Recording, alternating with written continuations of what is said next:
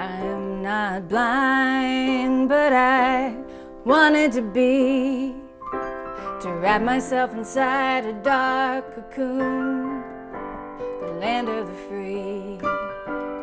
Hi, and welcome to the 6th floor. I am Anne. We are on the top of the tower at the Candy Factory, which is a social club and co-working space in the heart of Lancaster. And we are excited to launch a music series here up on the 6th floor. Our first music event since COVID. And that is with Jessica Smucker and Nathan Landis Funk on March 12th. So check it out. Join us for a wonderful evening of music and storytelling.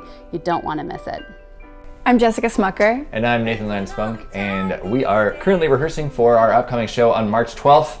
We're excited to share some music. Jessica's going to be debuting a song the day before the show, which we'll be playing that day. And I recently came out with my first full-length singer-songwriter album, and this is actually going to be the first show that I will be doing live since that album came out. So folks who come out are going to be able to hear some of those songs for the very first time live.